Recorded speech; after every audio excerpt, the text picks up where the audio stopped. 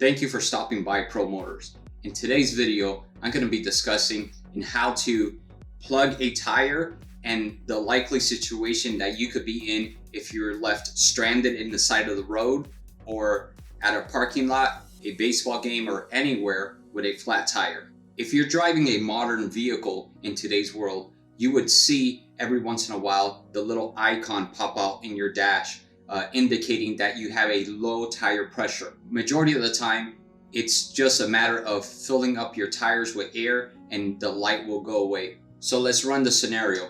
You're cruising down the street or you start your vehicle and all of a sudden the icon light comes on for the low tire pressure sensor. So what do? You're gonna grab an air gauge. You could grab an air gauge that looks something like this or one of these old school ones. They still work. They're not as accurate, but it will get the job done. And you measure all four tires. What was the PSIs you recorded? If you recorded 40, 40, and 40, and then the right rear, you recorded a 30 PSI, then that's an indicator that that tire is low and you need to address something on it. Just because the tire was low on air doesn't mean it necessarily has a puncture, but it gives you a red light to say, well, if all the other ones were perfect with air, they had 40 PSI and the one in the rear has 30, let me figure out what's going on. So therefore you will look around the tire, you will look for any type of punctures, any type of nails, screws, anything indicating if the tire was punctured. So if you're stranded in the side of the road or in a parking lot or somewhere and the tire is completely flat, what I would always recommend to do is do not drive it like that. If you have a spare tire, obviously put the spare tire on, but sometimes you don't have that option. Maybe you're missing the spare tire, or maybe even you're in a situation where you cannot replace the spare tire where you're at. It might be up in an incline, or it might be in a heavy traffic area. So what do? Let me show you something. In each one of my vehicles, I always keep one of these portable air pumps. These portable air pumps are really good. This one I picked up at Walmart and it works just fine. It's really small, so you can stick it anywhere. And let me show you how it works. It has a cigarette lighter, and this is the part where you plug it into the valve stem. So you would simply plug it into your cigarette lighter, screw this on your valve stem, and you turn on the pump. And it will slowly, it takes time, depending on the size of these units. They sell them in different sizes. Some of them are quicker than others, okay? So it would slowly fill it up with air, but it would put you in a situation from where you're stranded inside the road, possibly a dangerous situation, into a situation where you could coast a car into someplace safe, a gas station. Maybe it's the next intersection coming up, and you could safely evaluate whether or not you're going to determine whether you want to replace the tire or if you want to plug the tire. And that's exactly where I'm going to right now. So not only I would always recommend you to have a air pump in your vehicle and an air gauge, I would always recommend to have a tire plug kit. Now these kits are sold virtually anywhere. This one's from Walmart as well, okay? And let me show you what comes inside these majority of the time. Majority of the time, they will come with an air gauge, okay? This is, like I said, these are the old school method. They still work. There's nothing wrong with this.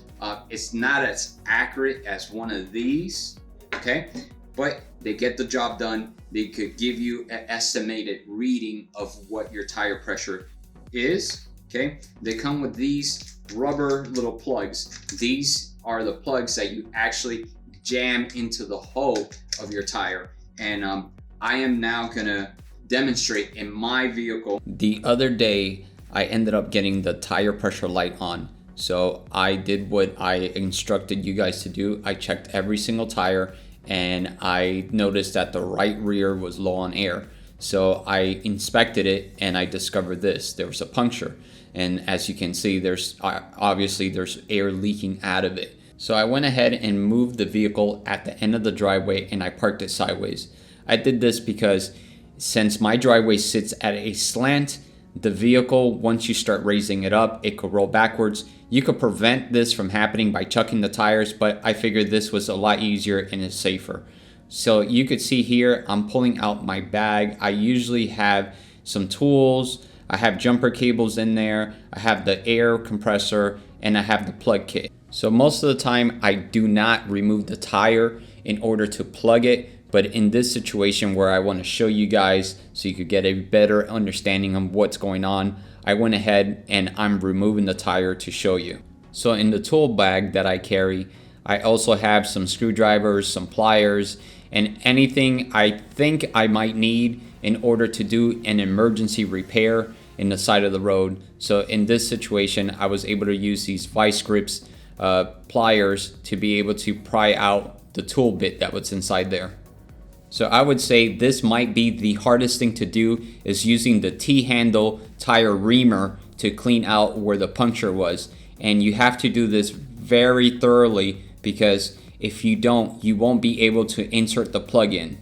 So here you can see I'm using the other T-handle with the plug inserted into it, and I'm pushing into the tire and I'm wiggling back and forth, twisting it until it releases and the plug stays behind. Then any material that's left over, you just cut it away. Once that's done, you can go ahead and air up your tire, and always double check your work. Double check and make sure that you don't have any leaks. You could use soapy water or any type of solution that bubbles up. And then you just install your tire back on and you're good to go. So this is a very good idea for new teen drivers out there. Parents, if you have your teenager and they're just getting their license, both of my boys have these in their vehicles. They don't look like this one. It's not this model. They have different models that I have purchased, but they both have one of these in their vehicle. They have a tire plug kit in their vehicle. They're trained and they know how to use this. And in a situation where they decide not to repair it, they could always air up the tire and drive the vehicle to somewhere safer, even bring it all the way home. So then I could address the situation. Hey dude, you know that air pump that I purchased for you? Let me see it. Let me borrow this. And where are the tire plugs? All right. Don't leave without this, okay? So this pump right here I purchased for one of my boys when he started driving, and here I'm showing you it's got a digital gauge and a flashlight built in. It works really nice, and the feature that I like the most about this pump versus the one I have for the minivan is that the nozzle where you hook up into the valve stem, you actually just slide it on and you lock it down instead of having to twist it on. Here you can have an idea how the digital gauge work. And the flashlight, it's not the brightest, but it gets the job done.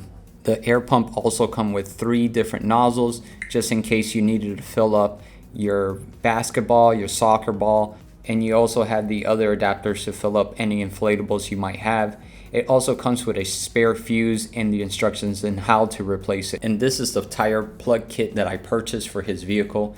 It comes with a ton of these plugs. I never seen a kit that has offered so many plugs like this. It also comes with this container of lube. Here you can see the T-handles are constructed of steel, which makes it nicer. It feels firmer in your hand compared to the plastic ones. I actually have had some of the plastic ones break on me while doing a repair, so this is a way nicer kit compared to the plastic ones that I have. And one of the cool features is if you break one of the ends, you could untwist it, unloosen it, and simply replace it. So you won't necessarily have to purchase another tool. You could just replace the end and it'll be as good as new. Here I'm comparing both the metal one and the plastic one. The plastic one works okay, but the metal one seems to be beefier, better quality, and it just looks like it'll last a lot longer. So if you're in the market for one of these, I'm gonna leave the link below. I just want to mention that none of this was sponsored by anyone. I purchased this with my own money, and I based the purchase based on the reviews on Amazon and the quality of the kit itself. And I just want to show you this one. This is the very first kit that I bought. I still own it. This sits in my truck now. And over the years, I have ordered these and bought new ones. You could always buy more of these plugs, and you could purchase them on Amazon. You could purchase them in Walmart, AutoZone. They sell them practically everywhere. How many times have I used these? Quite a bit, actually.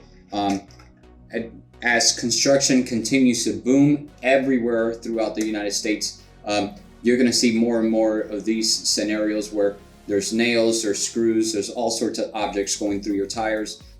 It's just a matter of time before you end up with a punctured tire. So if this video is helpful, please share it with someone you think might find this useful. Unfortunately, this is inevitable.